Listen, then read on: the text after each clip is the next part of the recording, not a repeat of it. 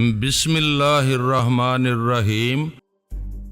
میں جلدی سے بولا، یہ بہت ہی اچھا ہوا یار، انہیں پہلے یہ خیال نہ آیا، نہیں تو ہم صبح ہی صبح حیدرآباد کی طرف روانہ ہو جاتے اور پولیس والے اطمینان کے ساتھ آسیہ کو لے کر راولپنڈی چلے جاتے۔ وہ پھر ہمیں کیسے مل سکتی تھی یہ نہیں سوچا تم نے؟ قدرت کا کوئی بھی کام مصلحت سے خالی نہیں ہوتا۔ آسیہ کو حاصل کرنے کے لیے ہمارا ریلوے اسٹیشن جانا ضروری تھا، شاید اس لیے یہ بات پہلے مجھے نہیں سوجی، اور اب یہ خیال مجھے اس وجہ سے آیا کہ میں دیر سے کوئی متبادل رستہ تلاش کر رہا تھا۔ میرے ذہن میں یہ بات چبھ رہی تھی بار بار کہ ممکن ہے ریلوے اسٹیشن پر کوئی ایسا شخص بھی بھیج رکھا ہو آئزک نے جو آسیہ کو بھی پہچانتا ہو۔ اس نے بھی اگر آسیہ کو دیکھ لیا ہے وہاں، تو اس نے آبی کو بھی دیکھا ہوگا آسیہ کی مدد کرتے ہوئے، اور اس کار کو ذہن میں محفوظ کر لیا ہوگا جو آسیہ کو لے کر بھاگی تھی۔ ممکن ہے ہم میں سے بھی کسی کی کار یا شکل اسے یاد رہ گئی ہو، تو دوبارہ وہاں جا کر ہم ان کے لیے آسان شکار بن سکتے ہیں۔ یوں بھی کراچی کے اسٹیشن پر ماں جی کو ریسیو کرنے والا تو ان کی نظروں سے نہیں بچ سکے گا۔ ٹھیک ہے یار، اب ہمیں زیادہ دیر نہیں کرنا چاہیے، فوراً روانہ ہو جانا چاہیے یہاں سے، میں نے جلدی سے کہا۔ اب کہاں جانے کی باتیں ہو رہی ہیں بھائی، کیا مجھے ساتھ نہیں لے چلو گے؟ اپنے آبی نے کمرے میں قدم دھرتے ہوئے پوچھا۔ میں نے اسے شرافت علی کی تجویز سے آگاہ کرتے ہوئے کہا، اب ہم لوگ حیدرآباد چل رہے ہیں ماں جی کو ریسیو کرنے کے لیے۔ حیدرآباد ریلوے اسٹیشن پر پہنچنے کے بعد وہاں انکوائری سے پتہ کیا تو معلوم ہوا کہ ابھی تیزگام کے حیدرآباد پہنچنے میں تقریباً 50 منٹ ضرور لگیں گے۔ چنانچہ وقت گزاری کے لیے ہم اسٹیشن کی عمارت سے نکل کر ایک ہوٹل میں آ بیٹھے۔ یہاں چونکہ کسی طرح کا کوئی خطرہ نہیں تھا، اس لیے انور کمال اور گلزمان کو ہم ساتھ نہیں لائے تھے۔ دونوں کو آسیہ اور فردوسی بیگم کی خبر گیری کے لیے وہیں چھوڑ دیا گیا تھا۔ ہم 4 افراد 2 گاڑیوں میں حیدرآباد پہنچے تھے۔ آنے سے 5 منٹ پہلے ہم دوبارہ اسٹیشن جا پہنچے۔ پلیٹ فارم ٹکٹ خرید کر اس پلیٹ فارم پر چلے گئے جہاں تیزگام آ کر لگنے والی تھی۔ ہمارے پلیٹ فارم پر پہنچے کوئی 2 منٹ بعد ہی گاڑی اسٹیشن میں داخل ہو گئی۔ مجھے معلوم تھا کہ حیدر نے ایئر کنڈیشن میں سیٹیں حاصل کی تھیں، لہذا ٹرین کے رکتے ہی میں آبی کے ساتھ ایئر کنڈیشنڈ کمپارٹمنٹ میں جا گھسا۔ اس ٹرین میں شاید ایک ہی بوگی ایئر کنڈیشن لگی تھی۔ میں نے ایک سرے سے دوسرے سرے تک ایک ایک کر کے تمام کیبن دیکھ ڈالا، لیکن ماں جی اور حیدر میں سے کوئی بھی ہمیں دکھائی نہیں دیا۔ وہاں سب سے آخری کیبن میں ایک باوردی پولیس کانسٹیبل آرام سے ٹانگیں پھیلائے ہوئے برتھ پر سو رہا تھا۔ ہم اس بوگی سے نیچے اتر آئے، پھر ہم نے ٹرین کا ایک ایک ڈبہ دیکھ ڈالا، لیکن پوری ٹرین میں کوئی شناسا صورت دکھائی نہیں دی ہمیں۔ میں نے مایوس ہو کر آبی سے کہا، یار سمجھ نہیں آتی آئے کیوں نہیں یہ لوگ، آنا تو انہیں اسی گاڑی سے تھا۔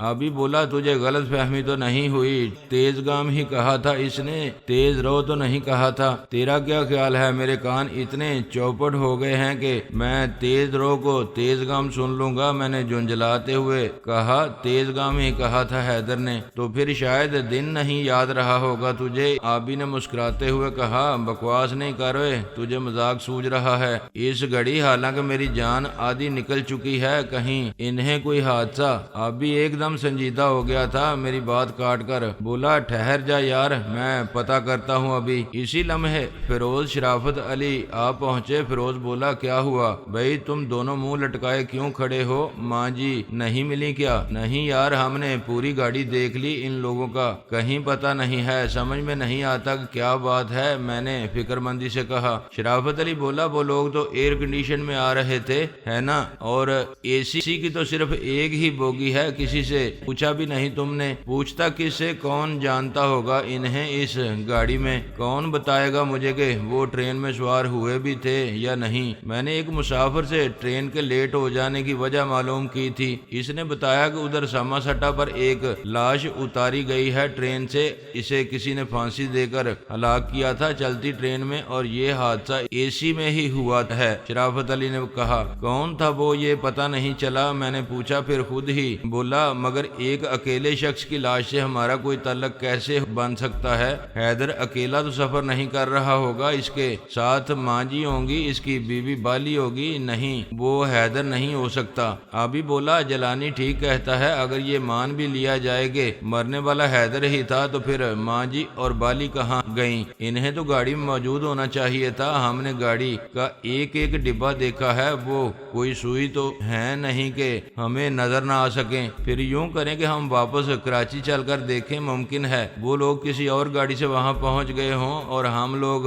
خواہ مخواہ یہاں دھکے کھاتے پھر رہے ہیں۔ اگر وہاں بھی کچھ پتہ نہیں چل سکا تو تم لاہور ٹیلی فون کر کے پتہ کرنا۔ یہ بھی تو ہو سکتا ہے کہ وہ کسی وجہ سے روانہ ہی نہ ہو سکے ہوں۔ لاہور سے کوئی بھی وجہ ہو سکتی ہے، کوئی حادثہ ہو سکتا ہے، کوئی اچانک بیمار بھی ہو سکتا ہے۔ فیروز بولا ایسا نہ کہو یار، خدا کرے وہ گھر چھوڑ دیا ہو ماں جی نے۔ رات سے پہلے ہی تمہیں پتہ ہے نا، رات کو ان ذلیل یہودیوں کے زر خرید غلاموں نے وہاں دعویٰ بول دیا ہوگا، اور جو بھی وہاں ملا ہوگا انہیں اس کا پتہ نہیں کیا حشر کیا ہوگا، اور مکان کی شاید اب راکھ ہی باقی بچی ہوگی، جلا کر خاکستر کر دیا ہوگا۔ وہ تو یہی پروگرام تھا ان لوگوں کا۔ میں نے گھبرا کر کہا۔ سب لوگوں پر سوگ کی سی کیفیت طاری تھی، کسی سے کچھ بولا نہیں جا رہا تھا، سمجھ میں ہی نہیں آ رہا تھا کسی کے بھی کہ کیا کیا جائے، کچھ سجائی نہیں دے رہا تھا۔ آنکھوں کے سامنے اندھیرا تھا مکمل، اور گور اندھیرا، کوئی اندازہ نہیں لگا پا رہا تھا۔ موجودہ صورتحال کے بارے میں کوئی رائے بھی ظاہر نہیں کی جا سکتی تھی، کہنے کے لیے کچھ تھا ہی نہیں کسی کے پاس بھی۔ عجب بے کسی اور بے چارگی کا عالم تھا۔ چند منٹ ہم سب اداس مزمحل اور تھکے تھکے سے کھڑے ایک دوسرے کی شکل دیکھتے رہے، پھر آہستہ آہستہ مڑ کر اسٹیشن کی عمارت سے باہر جانے والے راستے کی طرف چل پڑے۔ واپسی کا سفر انتہائی بے کیف تھا، تمام راستے ہر شخص منہ بند کیے بیٹھا رہا تھا۔ میں جس کار میں تھا اسے شرافت علی ڈرائیو کر رہا تھا۔ تمام راستے نہ اس نے مجھ سے کوئی بات کی اور نہ ہی میں نے اسے مخاطب کرنے کی کوشش کی تھی۔ ہم دونوں ہی اپنے اپنے خیالوں میں گم تھے۔ مجھے ماں جی کی فکر نے گھیر رکھا تھا۔ زندگی میں پہلی بار میں اس رب کائنات سے دل کی گہرائیوں کے ساتھ ماں جی کی سلامتی کے لیے دعائیں مانگ رہا تھا۔ بار بار میری آنکھوں کے سامنے ایک جلتے ہوئے مکان کا منظر ابھر آتا تھا، جہاں سے کچھ لوگ ماں جی کو انتہائی بے دردی کے ساتھ کھینچتے ہوئے لے جا رہے تھے۔ میں سوچتا تھا کہ ماں جی کی تقدیر میں عمر کی اس آخری منزل میں یہ عذاب سہنا بھی لکھا دیا گیا تھا۔ جلانی بائی کوئی خاتون گزشتہ 2 گھنٹے میں 4 بار فون کر کے پوچھ چکی ہیں آپ کو۔ ہمارے گھر پہنچتے ہی انور کمال نے مجھ سے کہا اچھا کون تھی وہ اور کیوں فون کیا؟ اس نے مجھے یہ نہیں بتایا۔ اس نے تمہیں؟ میں نے اس سے پوچھا۔ میں نے کہا اپنا نام بتا دیں اور میسج دے دیں، میں آپ کے آتے ہی میسج پہنچا دوں گا آپ کو، لیکن انہوں نے یہ کہہ کر ٹیلی فون رکھ دیا۔ ہر بار کہ میں تھوڑی دیر میں پھر ٹیلی فون کروں گی، آپ آ جائیں تو صرف اتنا کہہ دیں کہ میرے فون کا انتظار کریں۔ اس نے جواب دیا شاید وہ لیزی ہی ہوگی، ماں جی کے بارے میں بتانے کے لیے فون کیا ہوگا اس نے۔ میں پرخیال انداز میں بولا۔ این اسی لمحے ٹیلی فون کی گھنٹی بج اٹھی۔ میں نے تیزی سے آگے بڑھ کر ریسیور اٹھا کر کہا ہیلو، کس سے بات کرنا ہے بھائی؟ اوہ شکر ہے آپ مل گئے۔ دوسری طرف سے لیزی کی آواز سنائی دی۔ میں 4 مرتبہ فون کر چکی ہوں آپ کو۔ ہاں مجھے بتا دیا گیا ہے، میرا اندازہ اگر غلط نہیں ہے تو تم ماں جی کے بارے میں کچھ بتانا چاہتی ہو، جلدی بتاؤ وہ کہاں ہیں اس وقت؟ ایک لمبی سی سانس لے کر وہ بولی تو اس کا مطلب ہے آپ کو اطلاع مل چکی ہے؟ مجھے افسوس ہے جناب علی، میں نے اس کی بات کاٹ کر جلدی سے کہا افسوس بعد میں کر لینا، پہلے مجھے یہ بتاؤ کہ اس کتے نے کیا سلوک کیا ہے ماں جی کے ساتھ؟ وہ کہاں ہیں اس وقت اور خیریت سے بھی ہیں یا نہیں؟ جلدی بتاؤ، میں بہت پریشان ہوں ان کے لیے۔ وہ تو بالکل خیریت سے ہیں، ان کی فکر میں خود کو ہلکان نہ کریں آپ۔ میں نے بہت کوشش کی تھی کہ انہیں آئزک کے ہاتھ نہ لگنے دوں، آئزک کو اس سے باز رکھنا چاہا تھا، لیکن وہ آپ کے بارے میں نرم رویہ اختیار کرنے کے لیے بالکل تیار نہیں ہے، اور اب اسے یہ شبہ بھی ہو گیا ہے کہ اس کے ارد گرد کوئی آپ کا ہمدرد ضرور ہے، جس کے ذریعے اس کے منصوبوں کا علم آپ کو ہو جاتا ہے۔ اس نے 4 بہترین آدمی اپنی حفاظت کے لیے مقرر کر دیے ہیں، جو دن رات اس اس کے آس پاس موجود رہ کر چاروں طرف نظر رکھیں گے تاکہ کسی بھی طرف سے اس کی بے خبری میں آپ یا آپ کے ساتھی اس پر حملہ نہ کر سکیں۔ وہ سخت خطرہ محسوس کرنے لگا ہے آپ سے، لیزی نے بتایا، لیکن سوال یہ ہے کہ وہ ماں جی پر ہاتھ ڈالنے میں کامیاب کس طرح ہو گیا؟ اس نے تو رات کے وقت میرے مکان پر حملہ کرنے کا حکم دیا تھا اپنے آدمیوں کو، اور ماں جی دوپہر میں ہی حیدر اور بالی کے ساتھ گھر چھوڑ کر نکل گئی تھیں۔ انہیں تیز گام سے یہاں آنا تھا۔ یہ ٹھیک کہہ رہے ہیں آپ جناب علی، آئزک نے ایسا ہی کرنے کو کہا تھا انہیں، مگر انہوں نے آئزک کا حکم ملتے ہی آپ کے مکان کی نگرانی شروع کر دی۔ پھر جیسے ہی آپ کی ماں جی ایک ملازم اور ملازمہ کے ساتھ گھر سے نکلی تھیں، وہ آدمی ان کے پیچھے لگ گئے اور لاہور کے ریلوے اسٹیشن پر ان تینوں کو تیز گام میں سوار ہوتے دیکھ کر انہوں نے اسٹیشن ہی سے فون کر کے لاہور کے سربراہ کو اطلاع دی کہ وہ لاہور چھوڑ رہے ہیں۔ اس کی خبر ٹرین میں سفر کے دوران آپ کی ماں جی کو اغوا کرنے کا منصوبہ بنایا اور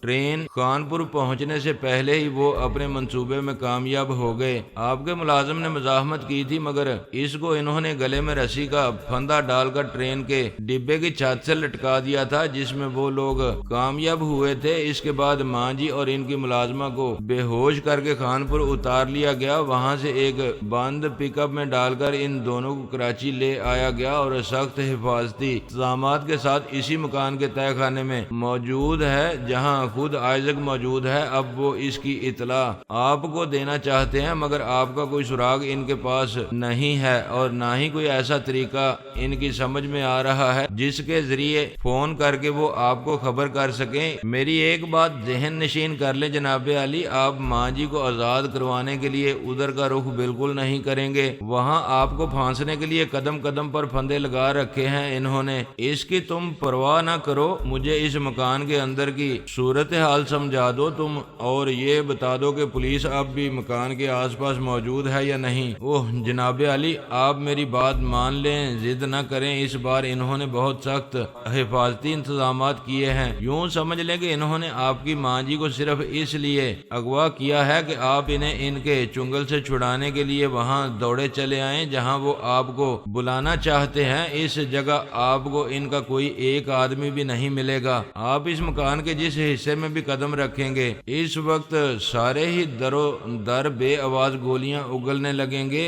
آپ پر پوری عمارت میں ایسا ہی گورکھ دھندا پھیلا رکھا ہے۔ انہوں نے پولیس کو آئزک نے وہاں سے ہٹا دیا ہے۔ حکام کو یہ بتا دیا گیا ہے کہ وہ اپنی سکونت وہاں سے ختم کر کے ایک دوسرے علاقے میں منتقل ہو گیا ہے، لہٰذا اب اس مکان کی حفاظت یا نگرانی کی ضرورت نہیں رہی۔ مقصد اس کا صرف یہی ہے کہ تم کسی طرح بے روک ٹوک اس عمارت میں پہنچ جاؤ۔ اوہ یہ سارا کچھ کر رکھا ہے اس خبیث نے وہاں، مگر میں اپنی جان بچانے کے لیے ماں جی کو اس شیطان کے رحم و کرم پر تو نہیں چھوڑ سکتا نا۔ ان کی آزادی کے لیے کچھ نہ کچھ تو کرنا ہی پڑے گا مجھے۔ یوں بھی موت تو ہر دم ہمارے گرد منڈلاتی رہتی ہے، اس سے کیا ڈرنا؟ میں بولا۔ نہیں وہ اور بات ہے جناب علی، لیکن یہ تو جان بوجھ کر خود کو موت کے منہ میں ڈال دینا ہے۔ لیزی ایک دم جیسے تڑپ کر بولی، میں سمجھ رہا ہوں جو کچھ تم کہہ رہے ہو، لیکن پھر ماں جی کا کیا ہوگا؟ انہیں کیسے نجات ملے گی اس سے؟ ان کا مسئلہ مجھ پر چھوڑ دیں، آپ اعتبار کریں مجھ پر اور اطمینان رکھیں، میں جلد از جلد انہیں نکالنے کی کوشش کروں گی وہاں سے۔ کیا یہ ممکن ہے تمہارے لیے؟ میرا مطلب ہے تمہاری پوزیشن مشکوک تو نہیں ہو جائے گی؟ اس طرح تم نظر میں تو نہیں آ جاؤ گی اس کی آپ فکر نہ کریں۔ جہاں تک آئزک کی نظروں میں مشکوک ہونے کا تعلق ہے تو میرا اندازہ ہے وہ ان دنوں میری طرف سے مطمئن نہیں ہے۔ شکوک و شبہات تو جنم لینے لگے ہیں اس کے دماغ میں، لیکن اس کا کھل کر اظہار نہیں کیا ہے اس نے۔ لیزی نے کہا، پھر تم نے کیسے اندازہ لگا لیا کہ وہ مشکوک ہو گیا ہے تمہاری طرف سے، جبکہ اس نے کسی طرح اظہار بھی نہیں کیا ہے اس کا؟ وہ ہنس کر بولی، چھوڑیں آپ اس قصے کو، آپ صرف عام کھانے سے گرد رکھیں، پیڑ کیوں گننے لگے ہیں؟ ٹھیک ہے تم کہتی ہو تو نہیں گنتا ہوں پیڑ، لیکن ماں جی کے بارے میں مجھے اندھیرے میں مت رکھنا۔ جب اور جہاں بھی میری ضرورت پیش آئے مجھے بتا دینا، میں فوراً پہنچ جاؤں گا۔ اس کا خیال نہ کرنا کہ وہاں موت میری منتظر ہوگی۔ موت سے میں بالکل نہیں ڈرتا ہوں، وہ تو ایک دن آنا ہی ہے، اس سے میں بچ تو نہیں سکتا، اور جب بھی آئے گی اپنے وقت مقررہ پر ہی آئے گی۔ یہ ایمان ہے ہمارا موت کا ایک دن اور وقت متعین ہے جسے ٹالا نہیں جا سکتا اور نہ ہی موت اس وقت سے پہلے آ سکتی ہے۔ میں نے کہا ٹھیک ہے، پہلے مجھے کوشش کر لینے دیں آپ، اگر مجھے کامیابی نہ ہو سکی تو میں بتا دوں گی آپ کو۔ لیزی نے جواب دیا، جس مصیبت سے بچنے کے لیے میں کل صبح سے جدوجہد کر رہا تھا وہ میری کوشش اور تمام تر احتیاطی تدابیر کے باوجود نہیں ٹل سکی تھی۔ ماں جی کو آئزک نے مجھ تک نہیں پہنچنے دیا تھا۔ مجھے اس کا خیال ہی نہیں آیا تھا کہ ان لوگوں نے آئزک کا حکم ملنے کے بعد سے میرے مکان کی نگرانی شروع کر دی ہوگی۔ وہ میری توقعات سے زیادہ تیز ثابت ہوئے تھے، اور اگر لیزی میرے لیے فرشتہ رحمت نہ بن گئی ہوتی تو اب تک میرے وجود کا کوئی حصہ باقی نہیں بچا ہوتا۔ لیزی میرے بہت کام آ رہی تھی، حالانکہ یہ بات میری سمجھ میں اب تک نہیں آ سکی تھی۔ یہ از ہنوز ایک سربستہ راز ہی تھا، وہ مجھ پر اس قدر مہربان کیوں ہو گئی ہے کہ یہودیوں کی روایات کے خلاف اپنی قوم کے مقابلے میں نہ صرف میری مدد کر رہی تھی بلکہ دیکھا جائے تو ایسے اقدامات کر رہی تھی جن کی وجہ سے اسرائیل کے کاز کو نقصان پہنچ رہا تھا۔ یہ بات حیرت انگیز تھی۔ میں نے اب تک یہودیوں کے بارے میں جو کچھ پڑھا اور سنا تھا اس کے مطابق تو شاید یہ بنی اسرائیل کی تاریخ کا پہلا واقعہ تھا کہ ایک یہودی لڑکی اپنی قوم کے خلاف ایک غیر قوم کے شخص کا ساتھ دے رہی تھی، ایک ایسے شخص کا ساتھ جو اپنے ملک میں یہودیوں کے عزائم کی راہ میں دیوار بن گیا تھا۔ تاریخ میں خصوصاً گزشتہ صدیوں کی تاریخ میں کوئی ایسا یہودی نہیں گزرا جس نے اپنی قوم کے مفاد کے خلاف جان بوجھ کر کوئی کام کیا ہو۔ ایسے تو بے شمار یہودی مل جائیں گے جنہوں نے اس ملک کے خلاف جہاں وہ رہ رہے تھے غداری کی، اس کی بربادی کا سامان کیا، جنگیں لڑوائیں اور دوڑ لڑنے والے ملکوں کو امداد دیتے رہے تاکہ وہ لڑ کر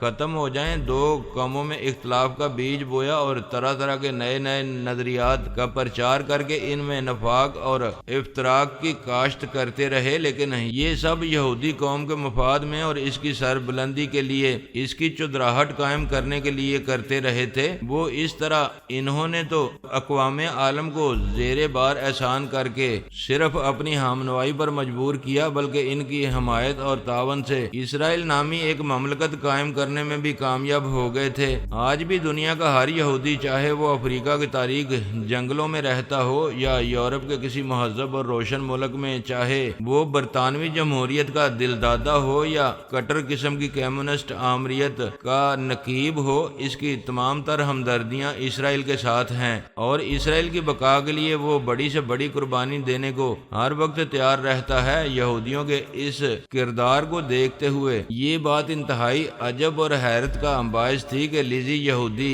ہوتے ہوئے بھی یہودیوں کے خلاف میرا ساتھ دے رہی تھی، یہودیوں کے عزائم کو ناکام بنانے میں میری بھرپور مدد کر رہی تھی۔ ایسا کیوں کر رہی تھی وہ یہ کوئی نہیں جانتا تھا۔ ابتدا میں ہم سب ہی یہ سمجھتے رہے تھے کہ شاید اس طرح وہ اپنا اعتماد قائم کر کے کسی دن اچانک ہماری گردنوں پر چھری پھیر دینا چاہتی ہے، لیکن وہ بھی بس ایک خیال ہی ثابت ہوا تھا، اور اب آہستہ آہستہ ہمارے دلوں میں اس کی طرف سے ذرا سا بھی میل نہیں رہا تھا۔ اس نے اپنے طرز عمل سے خود کو ہمارا بہی خواہ اور مخلص دوست ثابت کر دیا تھا، اور اب تو ہم میں سے کسی کو بھی شاید یہ یاد ہی نہیں رہا تھا کہ وہ یہودی ہے، یا ہمارے ذہنوں نے اسے یہودی تسلیم کرنے سے انکار کر دیا تھا۔ وجہ اس کی اس کے سوا اور کیا ہو سکتی تھی کہ ہمیں اس میں یہودیوں والی کوئی بات بھی نظر نہیں آتی تھی۔ دھوکہ، فریب، عیاری اور مکاری جو کہ واضح شناخت ہیں یہودیوں کی، لیزی میں یہ علامات نہیں ملتی تھیں، اور تھیں بھی تو ہمارے لیے نہیں تھیں۔ ان کا استعمال وہ آئزک اور اس کی تنظیم کے خلاف ہی کر رہی تھی۔ لیزی پر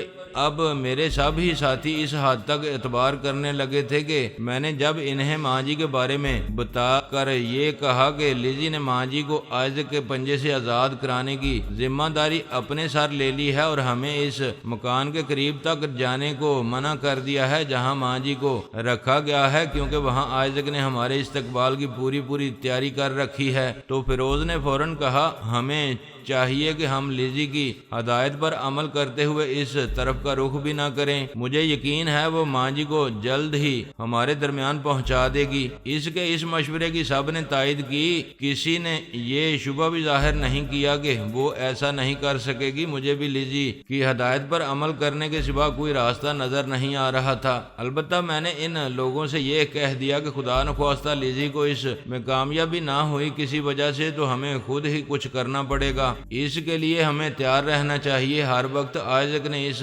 عمارت کو جس طرح شجر ممنوع بنایا ہے، ہمارے لیے اس کا کوئی تدارک ضرور کر لینا چاہیے۔ ہمیں اس رذیل ابلیس ذات سے ماں جی کو اسی عمارت میں رکھا ہے، اس لیے کہ ماں جی کو آزاد کرانے کے لیے ہم وہاں ضرور جائیں گے۔ اس کے علاوہ کوئی اور طریقہ نہیں تھا اس کے پاس ہمیں وہاں جا گھسنے پر مجبور کرنے کا۔ یہ لیزی کی مہربانی ہے کہ وہ ہمیں اس کے منصوبوں سے آگاہ کر کے کسی اندھے کنویں میں گر کر جان دینے سے بچا لیتی ہے۔ شرافت علی بولا، یہ کام مجھ پر چھوڑ دو، اگر کبھی ہمیں اس عمارت میں داخل ہونا پڑا تو اس کا انتظام میں کر دوں گا۔ میں نے اٹھتے ہوئے کہا، اچھا بھائی تم لوگ باتیں کرو، میں تو ذرا ادھر جا رہا ہوں، آسیہ کے پاس وہ انتظار کر رہی ہوگی میرا۔ میں نے اسے کہا تھا وہ انتظار کرے، میں ماں جی کو لینے جا رہا ہوں، وہ بیچاری ماں جی سے ملنے کی آس لگائے بیٹھی ہوگی۔